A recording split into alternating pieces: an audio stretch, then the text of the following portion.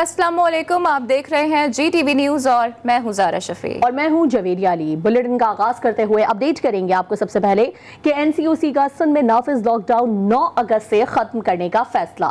NCOC से जारी बयान में बताया गया है कि कराची और हैदराबाद में 9 अगस्त से नई पाबंदियां नाफिज की जाएंगी। सिंध के स्कूल्स और इम्तहानात से मुतालिक फैसला वज़राए तालीम के इजलास में किया जाएगा। एलामिया के मुताबिक NCOC का मुश्तरका इजलास कराची में हुआ, जिसमें कोरोना के फैलाव को रोकने के लिए स्मार्ट लॉकडाउन की पॉलिसी जारी रखने पर इत्तेफाक किया गया।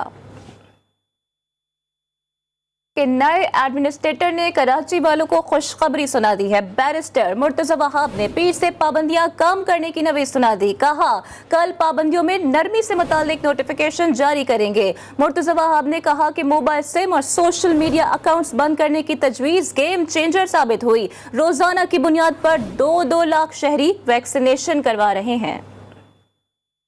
सूबाई सिंध के अंदर वो केसेस का तनासुब अब रुक गया है। अब हमें कमी की तरफ उसको लेके जाना है और इंशाअल्लाह अगर आप लोगों ने साथ दिया हम उसको कमी की तरफ ले जा पाएंगे। जो गेम चेंजर साबित हुआ वो साबित हुआ सिम के हवाले से। सिम को बंद करने का फैसला, अगर आप फौरी तौर पर ये वैक्सीन नहीं लगवाएंगे तो आपकी मोबाइल सिम को बंद कर दिया जाएगा। और हुआ ये कि जब हमने ये सख्ती की, लॉकडाउन का फैसला किया, तो नतीजा ये हुआ कि वो जो यौमिया 50,000 60,000 वैक्सीनेशन पूरे सिंध में हो रही थी, उसको तकरीबन हमने 2,90,000 तक पहुंचाया। और एहतजाज रंग ले आया। मुतालबात मंजूर किए जाने की यकीन दहानी पर कराची पोर्ट चैनल में माहीगीरों ने एहतजाज खत्म कर दिया।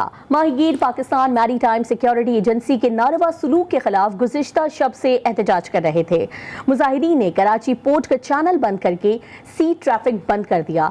14 घंटे बाद वज़ीर आज़म के मोमिन खुसूसी बराए आबी उमूर महमूद मौलवी ने नोटिस ले लिया और मुजाहिरीन से मुज़ाकरात करने कराची पहुंचे। उन्होंने मुजाहिरीन को उनके मुतालबात पूरे करने की यकीन दहानी करवाई, जिस पर मुजाहिरीन ने अपना एहतजाज खत्म कर दिया। मुल्क में 4 हफ्ते पहले 50 साल या इससे जायद उम्र के 21% अफराद को कोरोना वैक्सीन की पहली डोज लगा दी गई है। अब ये शरह बढ़कर 33% हो गई है। असद उमर का ट्विटर पैगाम, कहा, मुअम्मर अफराद को मुहलिक वबा से ज्यादा खतरा है। बराए करम खास तौर पर इस उम्र के अफराद को वैक्सीन लगवाने की तरकीब दी जाए। पाकिस्तान के दोस्त मुल्क चीन से कोरोना से बचाव के लिए वैक्सीन की मजीद खुराकें पाकिस्तान पहुंच गई। साइनोफार्म की 7,92,000 खुराकें आ गई हैं। मजीद 2 खेप अगले 36 घंटों में लाई जाएंगी, जिनमें 12,08,000 डोजेस शामिल हैं। आगे बढ़ते हुए आपको बताते हैं कि लाहौर की VIP तकरीब में VVIPs के सामने फायरिंग के अफसोसनाक वाक़े से मुतालिक अपडेट करते हैं। पंजाब के नामज़द सूबाई वजीर का भाई वजीर आला पंजाब की मौजूदगी में कत्ल। गोलियों की तड़तड़ाहट से लाहौर का पौश तरीन इलाका डिफेंस कई मिनटों तक गूंजता रहा। मुबश्शिर खोकर के कातिल नाजिम ने इब्तदाई बयान में तहलका खेज इंकशाफ कर दिए। मुल्जिम के मुताबिक तकरीब में अस्तिहाल देकर पहुंचा तो किसी ने चेक नहीं किया। 2 बार वजीर आला के साथ मौजूद मुबश्शिर खोकर की तकरीब से करीब से गुजरा मगर किसी ने नहीं रोका। अपडेट आपको कर रहे हैं, मुबश्शिर खोकर के करीब से गुजरा मगर किसी ने नहीं रोका। वजीर आला की रवानगी की आड़ में पंडाल से निकलकर मुबश्शिर खोकर पर फायरिंग की।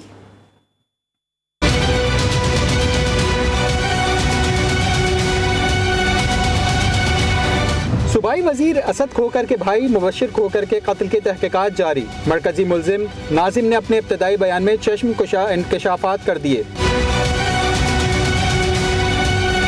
मुल्जिम नाजिम ने अपने बयान में कहा कि तकरीब में 8:15 पर पहुंचा। दरवाजे पर किसी सिक्योरिटी एहलकार ने चेक नहीं किया। असद खोकर और उनके भाई मुदस्सिर 2 बार मेरे करीब से गुजरे। वजीर आला पंजाब वापस जाने लगे तो तीनों भाई साथ थे। वजीर आला के पीछे पीछे मैं भी मार्की से बाहर निकला। जैसे ही वजीर आला गाड़ी में बैठे मैंने मुबश्शिर खोकर पर गोलियां चलाई। कत्ल की मंसूबाबंदी खुद की और जिस पिस्तौल से फायरिंग की वो लाइसेंस याफ्ता है, जिसे 40,000 में खरीदा था। मुल्जिम नाजिम ने पुलिस को मजीद बताया कि 2 बरस कबल भी मुबश्शिर खोकर को कत्ल कराने की कोशिश की, जो नाकाम रही। मलिक मुबश्शिर खोकर को कत्ल कराने के लिए उजरत इक्तिल को पैसे भी दिए थे। मुबश्शिर खोकर जिस गाड़ी में मौजूद थे इस पर फायरिंग नहीं हुई। दूसरी गाड़ी में होने की वजह से मुबश्शिर खोकर बच गए थे। गुज़िश्ता हमले के चारों हमलावर नकाब लगाए मोटरसाइकिलों पर सवार थे। पुलिस के मुताबिक मुल्जिम का क्राइम रिकॉर्ड भी निकाल लिया गया है। मुल्जिम नाजिम पहले ही मंशा नामी शख्स के कत्ल के जुर्म में 8 बरस कैद काट चुका है। नाजिम को 1.5 बरस कबल सजा पूरी होने पर रिहाई मिली थी।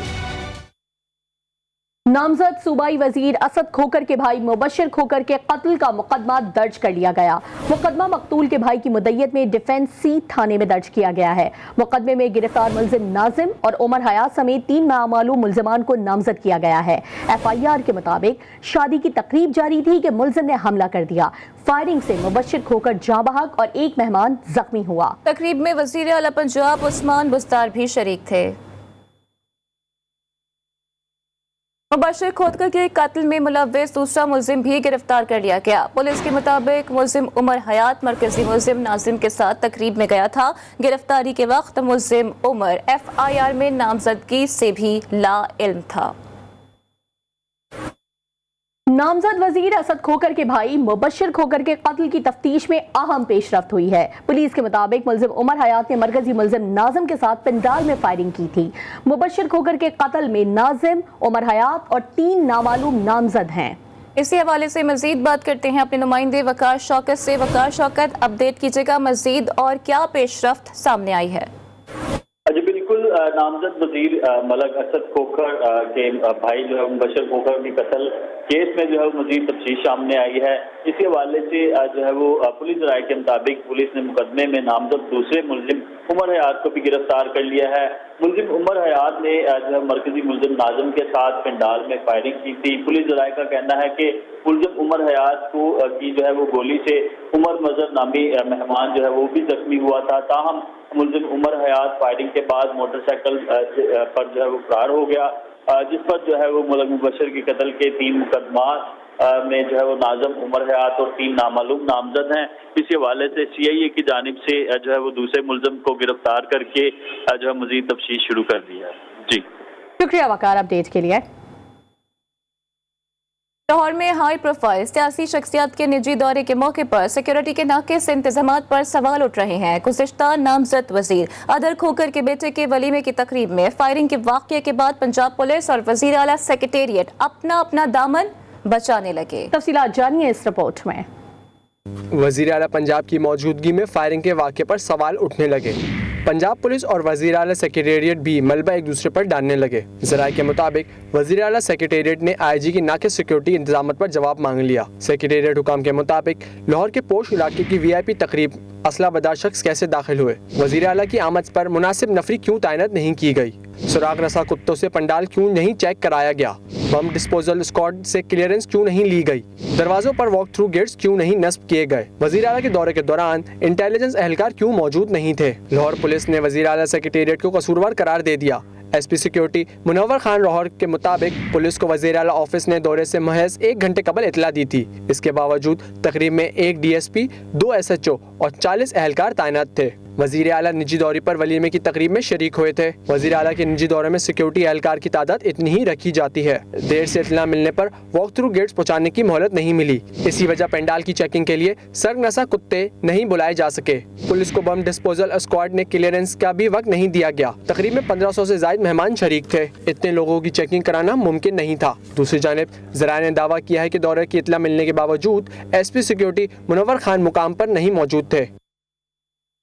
पंजाब के नामजद सूबाई वजीर असद खोकर के भाई मलिक मुबशर खोकर को नमाज जनाजा की अदायगी के बाद आबाई गांव में सुपुर्द खाक कर दिया गया।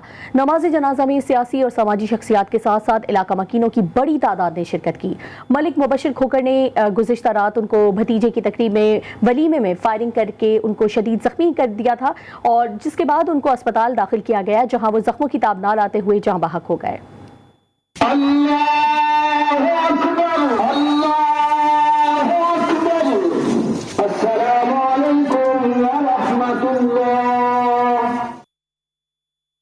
नामजद वजीर पंजाब असद खोकर की हलफ बर्दारी की तकरीब मुलतवी कर दी गई। तकरीब आज गवर्नर हाउस लाहौर में मुनक्कद होना थी। तकरीब असद खोकर के भाई मुबशर खोकर के कत्ल के बायस मुलतवी की गई है। नई तारीख का ऐलान बाद में किया जाएगा। असद खोकर की काबीना में शमूलियत का नोटिफिकेशन गुज़िश्ता रोज जारी हुआ था। और मियां चुन्नू के राज मिस्त्री का बेटा ओलंपिक्स में टाइटल नहीं जीत सका। करोड़ों पाकिस्तानियों के दिल जीतने में लेकिन कामयाब रहा। अरशद नदीम फाइनल में फाउल की वजह से मेडल की दौड़ से बाहर हो गए। जेवलिन थ्रो इवेंट में 5वें नंबर पर रहे। सोने का तमगा भारत ने जीता। चांदी और कांसी के तमगे जमहूरिया चेक के एथलीट्स के नाम रहे। पाकिस्तान का ओलंपिक्स का दस्ता एक बार फिर ओलंपिक्स मुकाबलों से खाली हाथ लौटा है। पाकिस्तान ने आखिरी बार 1992 में ओलंपिक्स मेडल जीता था। 7th best throw in 2021, says he's a chance. Sure about the run up, but he's got some nice height, but not enough carry. शाबाश अरशद नदीम, शाबाश, तुम मेडल ना जीते मगर करोड़ों पाकिस्तानियों के दिल जीत लिए।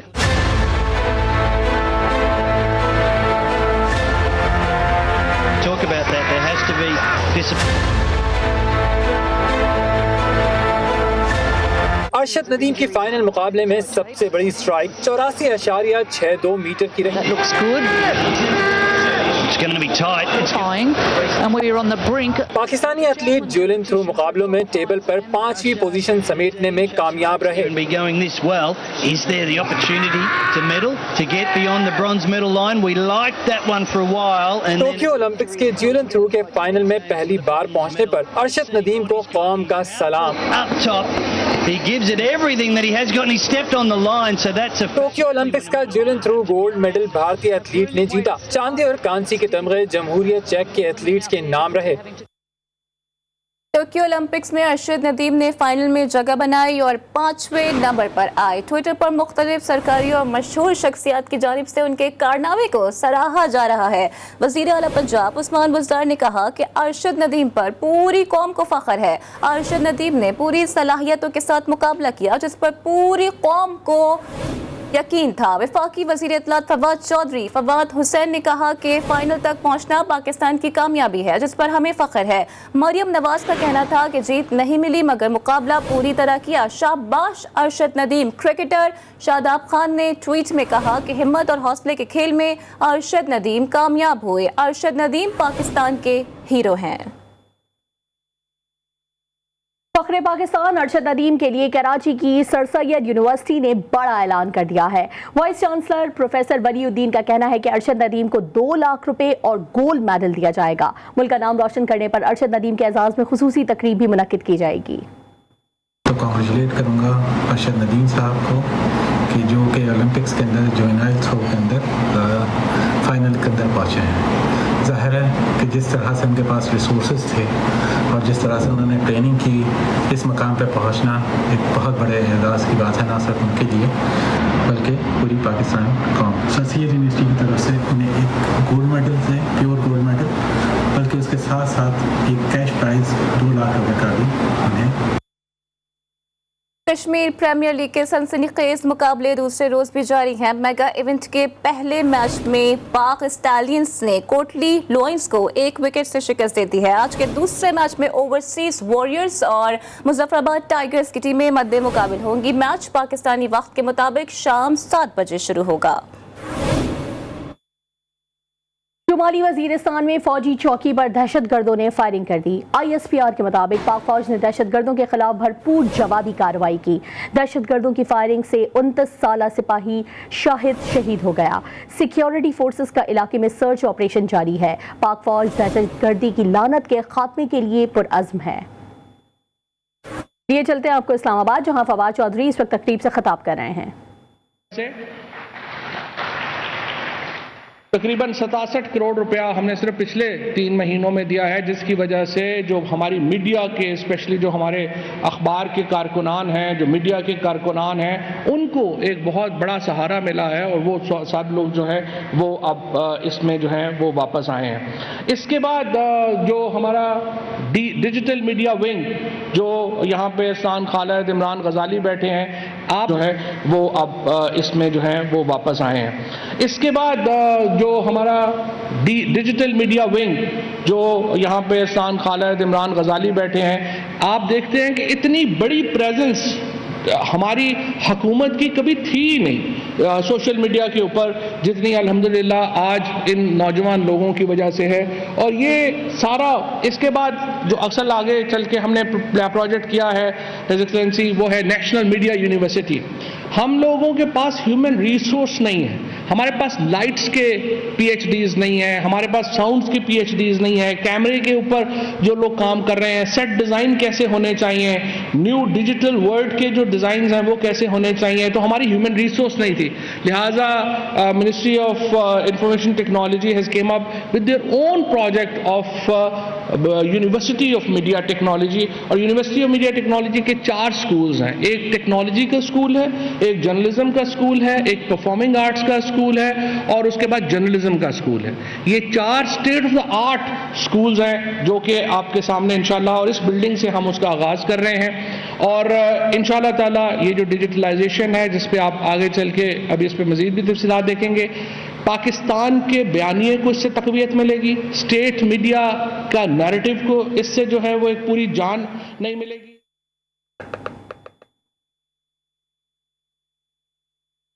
कराची के इलाके औरंगी टाउन की कस्बा कॉलोनी में आस्थाने से मुत्तसिल लंगर खाने में आतिशज़दगी से 2 बच्चे झुलस कर जाँ बहक हो गए। आग पुरस्कार तौर पर लंगर खाने में मौजूद लकड़ियों में लगी थी और बच्चे लंगर खाने में खेल रहे थे।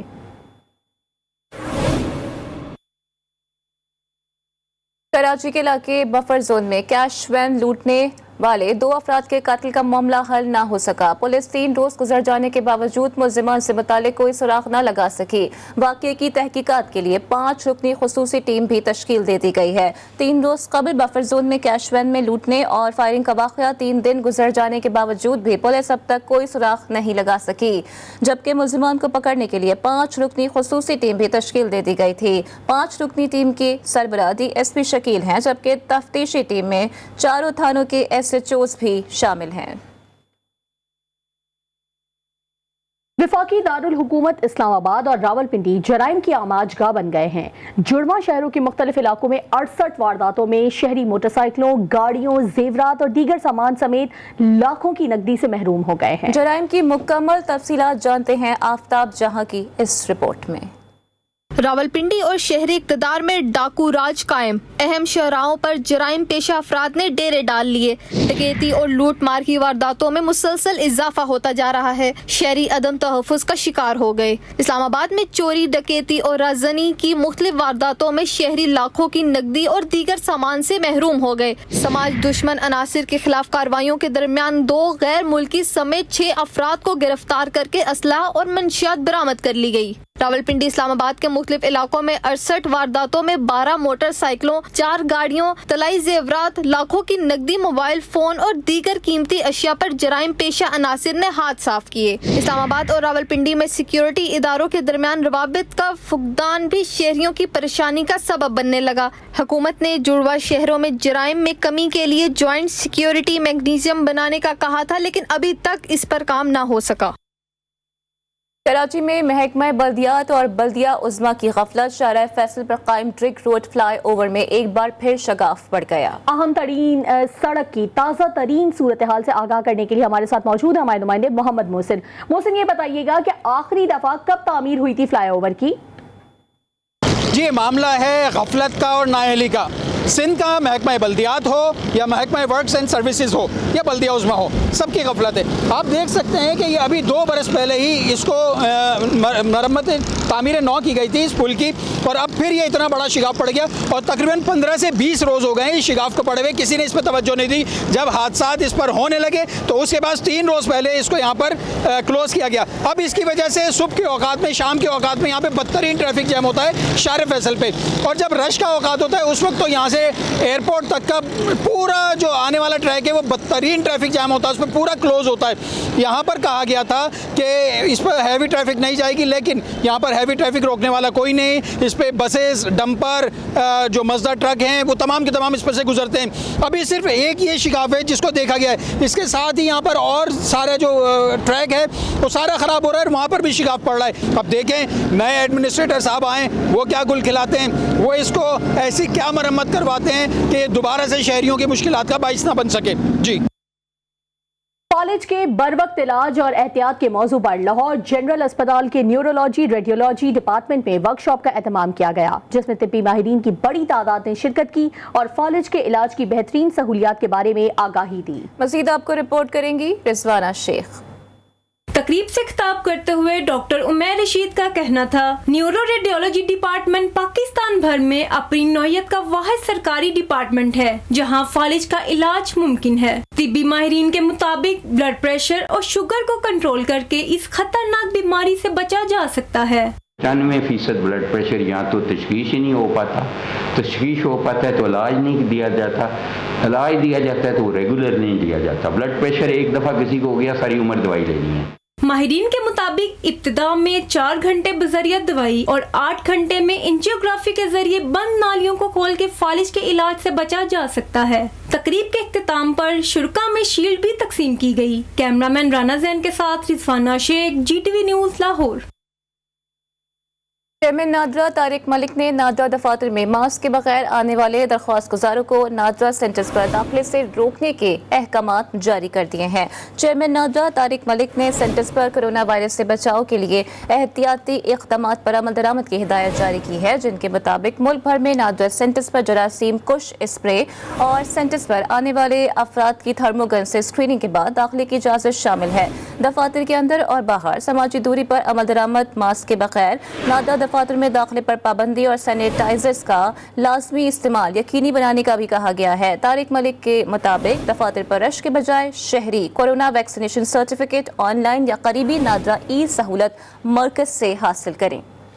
बड़े सगीर के मुसलमानों के लिए अलहदा वतन के हुसूल के लिए दी जाने वाली कुर्बानियों को कौम आज भी याद करती है। आज़ादी के बाद पाकिस्तान की तरफ हिजरत के सफ़र में भी कुर्बानियों का सिलसिला रुका नहीं था और उस वक्त बड़ों के साथ साथ बच्चों का जज्बा भी किसी से कम नहीं था। लाहौर से रिजवाना शेख ऐसे ही एक बुजुर्ग से मिलवा रही हैं जिनकी क़याम पाकिस्तान के वक्त उम्र सिर्फ 8 साल थी। जी रिजवाना। जी बिल्कुल, आज़ादी का जश्न मनाने के लिए बच्चे हों या बूढ़े हों, सबका ही जोशो जज्बा काबिल दीद है। लेकिन आज हमारे साथ एक ऐसे बुजुर्ग मौजूद हैं, जब पाकिस्तान आज़ाद हुआ तो तब उनकी उम्र 7 से 8 साल थी और आज उनसे जानते हैं कि वो इस बारे में आंखों देखा हाल क्या बयान करते हैं। जब हिंदुस्तान और पाकिस्तान बढ़ा है, बहुत कत्लेआम हुई है और हमारे फौजी जवानों ने बहुत कुर्बानी दी है। किसके लिए दी है? हमारे लिए दी है। वो तो शहीद हो गए, तो हम यानी कि उधर से कूच करके पंजाब में आ गए। हम फौज को भी सलूट मारते हैं और यानी कि जो से हमारे जवान से उनको भी हम सलाम करते हैं और शहीदों को भी सलाम करते हैं। पाकिस्तान जिंदाबाद। जी बिल्कुल, जैसा आपने जानने का कहना था कि आज हम जिस सरजमीन में बाहिफाजत जो है वो सांस लेने, इसमें पाक आर्मी का बहुत ज़्यादा किरदार जो है वो शामिल है और उन्हें सलाम भी पेश करते हैं। और पाकिस्तान हासिल करने के लिए बहुत बेदरेक जो है वो कुर्बानियाँ भी दी गई हैं और उसके बाद भी जंगें भी लड़ी गई हैं और इन सबको इन्होंने अपनी आंखों से देखा और आज यही पैगाम दे रहे हैं कि इस मुल्क की जो है वो सलामती के लिए बच्चा बच्चा जो है वो दुआ करे। जी। आज़ाद कश्मीर मीरपुर में जश्न आज़ादी के हवाले से तैयारियां जारी हैं। खरीदार पाकिस्तान के झंडे के साथ कश्मीर का झंडा खरीद कर कश्मीरी बहन भाइयों को भी याद कर रहे हैं। बता रहे हैं उसामा खिज़र। जी उसामा। आज देखें, योम आज़ादी की तैयारियां जोश व खरोश से जारी हैं। बच्चे बड़े बूढ़े सभी जो हैं तैयारियों में मगन हैं। शहर भर में जो है स्टॉल सज चुके हैं जिन पर झंडे हैं, बैजिस हैं, टोपियां हैं और इस पर हमने देखा है कि कोरोना वायरस से बचने के लिए पाकिस्तान के झंडे के शक्ल के तौर पर यहाँ पर जो है मास्क भी तैयार किए गए हैं। एक तो कोरोना वायरस से भी बचा जाएगा और जो शहरी हैं वो अपने हुब्बुल वतनी का भी इजहार कर लेंगे। यहाँ पर हमने देखा है कि पाकिस्तान और आज़ाद कश्मीर के झंडे मौजूद हैं। यहाँ पर शहरी दोनों झंडे खरीद रहे हैं। जब खरीदारों से हमारी बात हुई तो उनका कहना था कि आज़ादी के इस मौका पर हम अपने कश्मीरी बहन भाइयों को भी याद रखे हुए हैं। उनकी कुर्बानियाँ जो है किसी सूरत फरामोश नहीं की जा सकती और वो दिन दूर नहीं है जबकि हमारे कश्मीरी बहन भाई भी आज़ाद फ़िज़ाओं में हमारे साथ जो है ये आज़ादी का दिन मनाएंगे। शहर भर में जो है सब सलाली परचूमों की बरमार है। बिल्डिंग्स पर, घरों पर लोगों ने झंडे लगाए हुए हैं और झंडियाँ भी लगाई हुई हैं। हर कोई अपने ही अंदाज में जो है योम आज़ादी मना रहा है। जी। एक ब्रेक के बाद हाजिर होंगे हेडलाइंस के साथ। देखते रहिए GTV न्यूज़।